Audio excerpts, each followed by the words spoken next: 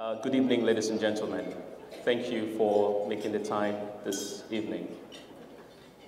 I will say a few things, and then Professor Juma and I will have a discussion, and we will talk about many things, but from my perspective, there's probably one thing I'd like to say. I fondly remember my time in this university, and when this club started, I would like to say it was also my year, class of '98, who were instrumental in starting this, and it's wonderful to see that this club continues to go very strong. So wonderful job to everyone of African descent at Harvard Business School. Well done. Well done. But as you can hear, time goes very quickly here, very quickly. Before you know it, it's your 5th anniversary. And you probably at that time still think, yeah, I haven't quite figured out my career yet, I have time. Then it's your 10th, at which point you're stuck. Then it's your 15th, at which point you accept your fate. But I will also say this is Harvard Business School. You all have it figured out before you even get started. I hope. But whatever you do, make sure it has 2 elements in it. 1, make sure you're passionate about what you do. And 2, make sure you have fun doing it. If you're not, then you're doing the wrong thing. 15 years ago, or 16 years ago, when I graduated, it was very easy. Your career was in consulting or banking. Or then we also said you could do .com. You don't call it .com anymore these days, do you know? You don't. It's Web 2.0, it's e-commerce, it's all of that. But nobody, through all of that period, I remember ever thinks, I'm going to go help work for government or do something that will help institution building. Think about that. You're graduating at a time, you're going through school at a time when Africa is in the ascendancy. It is fantastic. Post-2009 economic collapse, many more institutions have been built. And one of the interesting ones that have been built recently in Nigeria is the Nigeria Sovereign Investment Authority. Now, it's a small, young institution. However, it says a lot beyond just the institution itself. It says Africa wants to focus on fiscal discipline. It says Africa wants to focus on accountability. It also says that we want to build institutions that will invest in Africa and in Nigeria. I'll commend the effort of the government in putting this together. And I have one of the members of my board here, Mrs. Awoshika. I heard about her panel earlier today. Yes, her panel was fantastic. That's a quality I have on the board that I serve at the NSIA. They all make it very possible, and they all make it very easy, even when the politics can be a little challenging at times, even when the environment can be challenging at times. But I think overall, it's been well worth the experience. I'll say 2 more things before I sit down with Professor Juma.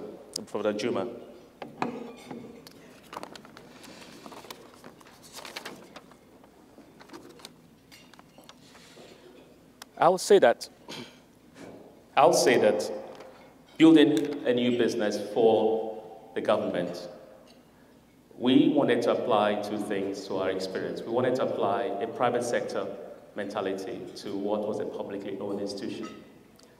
At the NSIA, we run 3 funds.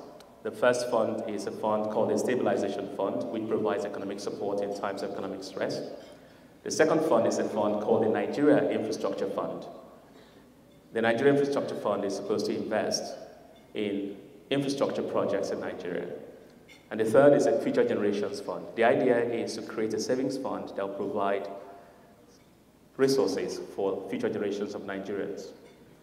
We've been at this for 16 months now, and it's been a fantastic experience. We've made investments in infrastructure. Recently, we committed to building a toll bridge, which will be the first time there's a PPP project of such a size in Nigeria. We've also made investments in securities across various areas. The most important thing is that nothing at Harvard Business School, I think, initially indicated to me I'll be doing this. However, as time went on and I picked up on experiences and I learned, I began to focus on going back and trying to help build institutions. Consulting, banking is great. You learn a lot doing that. But if you do feel like going back to help build institutions, always consider that, because that could also be very rewarding. But I'm deeply honored by this, and I'm sure Professor Juma and I will spend some time to talk about every other thing. But thank you very much, HBS. Thank you, Africa Business Club. And I want to wish every one of you a fantastic career ahead. Thank you very much.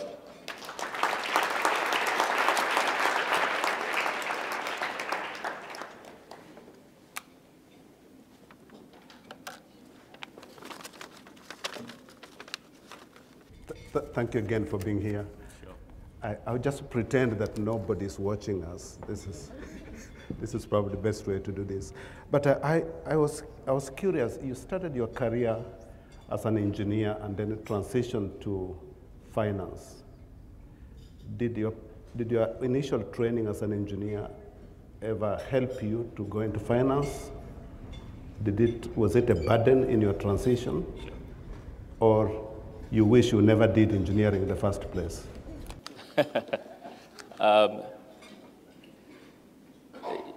I think it's helped in two ways. The first thing, and there are many of you here who studied engineering, physical sciences of all sorts, and you transition into finance. It helps. Engineering teaches you to think in a fairly structured way, which, as simple as it may sound, is an interesting building block for most career choices you make. But I will say this, when I moved first into accounting, I had absolutely no idea what it was about, no idea.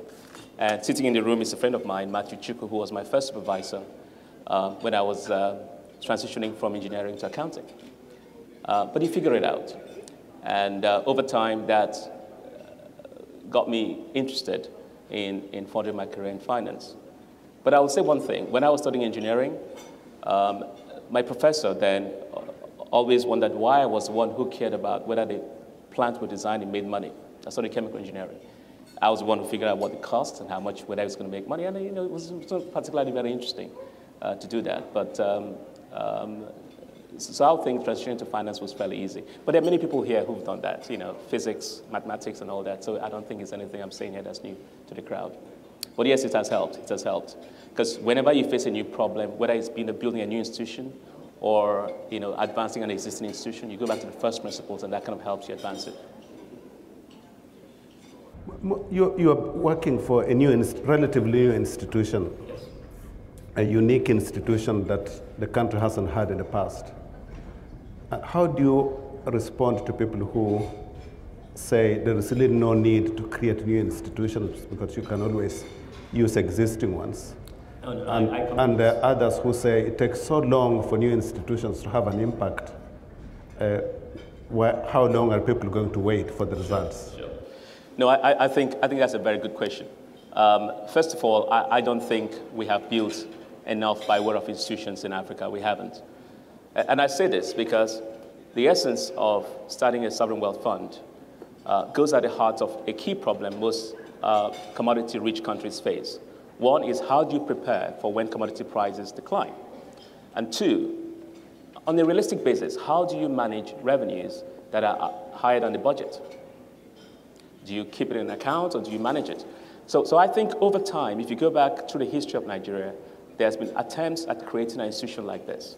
But it only took recently before, for them to create a legal basis for managing this extra revenue. So as the democratic transition in Africa happens, you realize that there are deficiencies in the institution that need to be created. I'll give you an example. One of the firms we just invested in is something called Nigeria Mortgage Refinancing Company. It's a very small company, but it goes to the heart of the fact that there's nothing for mortgage refinancing. You live in the United States, there's Fannie Mae, there's Freddie Mac, over time that provided this kind of service. It never existed in Nigeria. That was just created 3 months ago. So you will continue to see new institutions created that I think addresses the deficits we face as the countries evolve. Having said that, you should still go back and strengthen the institutions that exist already. And I think to address that, it takes people, who have the talent, who have the opportunity to do that, to accept it. And if you don't, you abdicate the right to complain. Because at the end of the day, what sustains the growth that you see in Africa, what sustains the democracy that you see in Africa, is not people. It's going to be institutions that we build and we sustain. So new ones need to be created, existing ones need to be strengthened, and I think that that is what eventually will make sure that the growth we have seen and progress we have seen in Africa is sustained. And how do you deal with the issue of trust, where historically people have never trusted public institutions? Yes. Yes. And then you come up and say, I'm creating yet another public institution. Yes. How do you reassure people that it's not going to be just like the previous? No, that's an excellent question as well, especially in Nigeria. I face those questions every day. People ask me, so what do you do again? And you explain, I see. That's another agency for the government to, quote unquote, chop money. And I'm like, no. Let's go through what this institution is. So the most important thing you do, first of all, is to educate people. You educate, and you can't stop educating people. We spent a couple of days going through the media houses and trying to, push the message down and make sure people understand it. But the most important thing you do is also point them to the quality of people who run these institutions. And my board is full of professionals, who have built things, but who also have very high ethical standards, but more importantly, who have a lot to lose if something goes wrong. And so this, at the end of the day, is what it goes out to, is to tell them, look, yes, my board, so person, who's done this, and do you actually think he's going to, jeopardize that? And so over time, you gradually start to win trust, but you need to go out there and educate people. But at the end of the day, the most important thing that keeps an organization alive is the impact that you make in people's lives. And this is why the Nigeria Sovereign Investment Authority, among our three funds, the one that has received the most attention is the Infrastructure Fund. The Infrastructure Fund is expected to address infrastructure deficits today in the country. But we also try to introduce a new way of investing in infrastructure. So one of the big projects we just announced, I think this was on Wednesday, was a toll bridge, which is a federally tendered toll bridge. First time ever that this has been done. And one of the things we explain to people is, look, before we invest in this, it has to be bankable. I went through explaining to them how we negotiated the cost of this project to make sure it is bankable and try to assure them. And they keep asking me, how are you sure this is safe? I'm like, I couldn't tell whether it's safe, but I can tell you, these are the metrics we care about. What are the returns? What is the cost? Can we take out more cost out of it? And so by the time you keep going on and on that, people actually start to really understand. And I'm hoping that if after 4 years or 5 years in this position, I try to get people to understand and appreciate what we're trying to achieve, we'll have done something. Because the success of a sovereign wealth fund is not measured in 1 year or 2 years. Some of the funds we look at today that we love and admire are funds that have been around for 30, 40 years. It is about persistence. It's about consistency. It's about making sure the message is understood and people can buy into it. So when I look back at what we are trying to do, there's a lot to be encouraged about, and there's a lot to be discouraged about. But all in all, 5 years from now, 4 years from now, 10 years from now, I want to look back and think we've actually built something that stays in the consciousness of people, and that comes from the impact of what we do in people's lives. I tell you 5 areas we're looking at. Toll road, toll bridges is one. Agriculture is another one, but most importantly, healthcare. In Nigeria today, about 30,000 people spend almost $1 billion on medical tourism. We said to ourselves, people go away, and what they spend money on, 25% spend it on cardiology. 15% spends it on orthopedics. Another 10% spends on renal issues. And all of these things are in themselves fairly profitable. But what is even more interesting is when you look at diagnostic imaging centers in Nigeria, most of them make about 30% EBIT margin. 30, 40% EBIT margin in some cases, so some with 60% EBIT margin. The reason that is very interesting statistic is because people are willing to pay for healthcare. So we said, okay, why not? Why don't we just invest in it? We have the people, we have the doctors, let's try and invest in areas that can actually add benefit to people's lives. So these are some of the things we're trying to do. And hopefully, through the next couple of years, you'll see more evidence of this kind of investments that will impact people's lives. And that's what I think is going to lead to the sustainability of this institution. Yeah. Nigerians are very tough customers. They are. And I get insulted on Twitter by Nigerians all the time. I get it every day, man. And they would like to see results tomorrow. Yesterday. Yes, and not to tell them that this fund is for future generations. or for infrastructure that will deliver in 10, 15 years, or for stabilization when we have a crisis, which you already have. So how do you convince them that this is really worth taking seriously? Yeah, no, I know, it's interesting. I think the first experience I had was I met one of the state governors and said, well, this money is for savings. He said, savings for what? He said, for the rainy day. He said, rainy day, the roof is leaking. So what are we saving for? And another one said to me, he said, look, you know, what are you doing? You know, the biggest economy in the world, the United States, has debt to GDP ratio of X multiples of what we have. We should borrow. I said, I'm not against borrowing, but think about it this way. When you borrow, who do you borrow from? You borrow from somebody that's saved. That's why we're all borrowing from China. But the point, though, is this. Look, you have to balance it, too.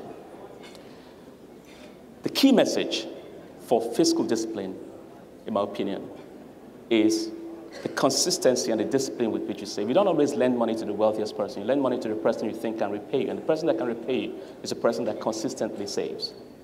And so we want to go back and ask ourselves, can we try and enforce some measure of fiscal discipline? If we could, the best way to test is look back 40 years. If we had done this, how much will it be? So these are one of the messages that you try to sell to people. It's difficult.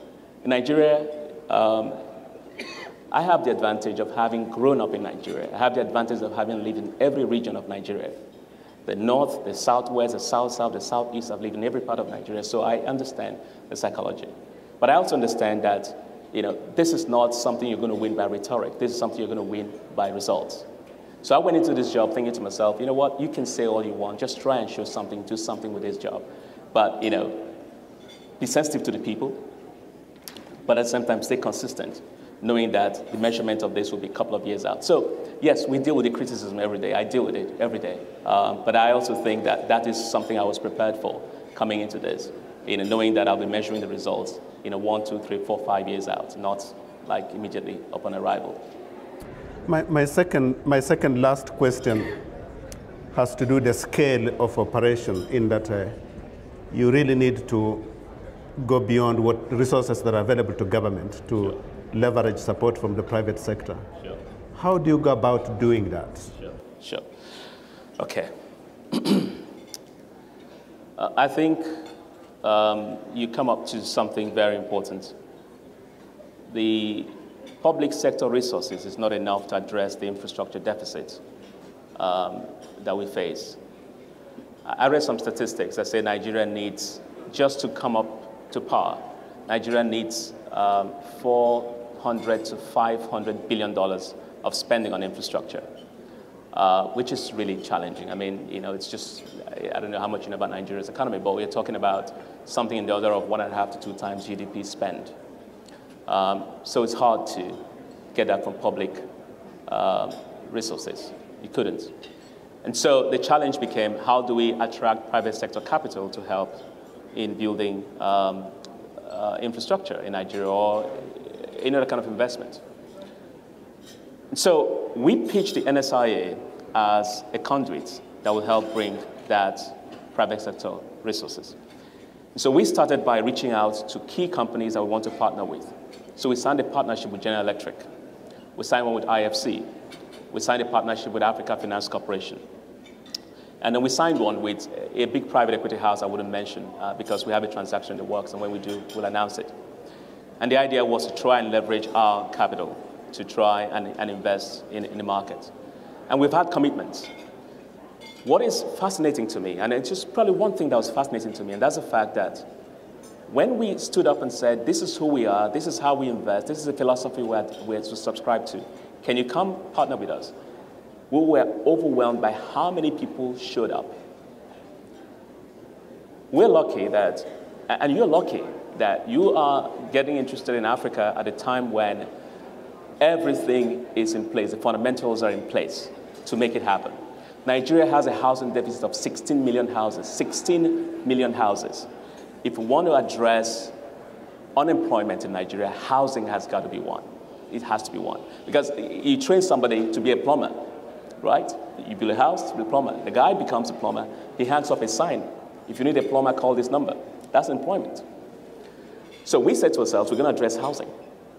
And we called up 2, 3 people. We've rounded up relationships that we will start to execute on very, very soon. But what we've seen is that we're able to leverage our capital, sometimes 3-for-1, 4-to-1, to actually address this infrastructure deficit. The biggest challenge we have faced is project preparation. It's getting projects ready to the point where we can actually present them to you. And this thing takes time. It takes time, particularly in Nigeria, because, again, the skills at presenting projects, and that's opportunity for all of you here, is a little bit not enough for the opportunity, right? So we've spent more time trying to prepare projects to make them more compelling. But once these projects are prepared properly, you can actually find yourself attracting 3, 4, 5 times the capital that you need to make them work. So that was one. So we signed up relationships with people. We identified areas where the opportunity exists, where we can leverage our capital, multiple times to try and address it. The second area, so housing was one. Power is another one. There's a big privatization program going on in Nigeria today that is fantastic. I actually think that this is going to create opportunities for many, many, many types of sub-industries that will help drive the power sector. Today, the focus is on generation, transmission, and distribution. But there are many other things in the real world, in the industrial sector, that will help this market grow. Cable manufacturing, tower manufacturing, transformer assembly, all these things do not exist really and could be built, and that's opportunity. So we faced onto that, and we could attract much more capital to make this happen.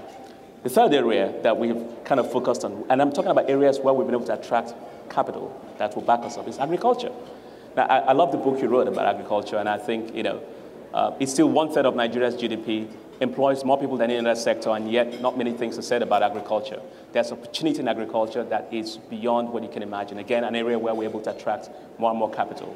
We've actually invested in a fund run by an HBS grad. No cronyism, no cronyism. He won it fair and square. HBS grad, class of 99 and class of 2002. Another one, class of 2003. They set up a fund, and I made a commitment that will support first-time funds. And then he became an HBS grad who won it. Now, I'm saying this loud and clear. People are watching on the internet. Nope, the guys won it fair and square. We're co-investing with other people in this fund in agriculture. And again, they've been able to attract already before our investment, 2 times the capital we're investing. In fact, actually, we're hoping to just be 10% of the investments that they're going to get eventually. So there's a lot that's going on, I think, in these areas. So the admission here is public capital is not enough. But we can leverage public capital by handing it to professionals to run. And that's the essence of the Nigerian Infrastructure Fund, is that we can get this thing to expand and be able to have more impact than public capital could have had. And my last question is you have a really fantastic audience here tonight. If there was one thing you could ask this audience to help you with, what would that be? Well, first of all, thank you for suspending your dinner while I speak. I appreciate that. Thank you very much. I wouldn't do the same if it was me, trust me. But one thing you can do, I couldn't say one. Can I say 2, 3? Just one. Yes. Advocacy. Advocacy. Advocacy is about all you can do. And I see Professor Dugan in the room. You were in Nigeria recently having a conversation and presentation, which I found very, very insightful. It's advocacy that will force the continued reform that we have seen in Nigeria. The Sovereign Wealth Fund, it's not just Nigeria that's doing it. It's gratifying to me to see that Ghana, to see that Angola, other countries are starting to do this. So it's not just a unique Nigerian experience. So this crowd and this room could continue to push for ongoing reform. Look, you've heard my career history. I think I'm probably what you would describe as mid-career and later career, some will say. But the point, though, is this. This is not about me. It's not about my generation. It's actually about your generation. The continued reform in Africa can only happen if you pick up the baton and push for it. It's your future. It's your future. Our continent is getting better by the day. It's getting better, but it's fascinating to me. I left Nigeria in 1996. General Sani Abacha was in power. You have no idea how difficult it was. No idea. Today, we have had democratic reforms so advanced that it's almost unheard of to have a coup in Africa. It's amazing. This much has happened in 17 years.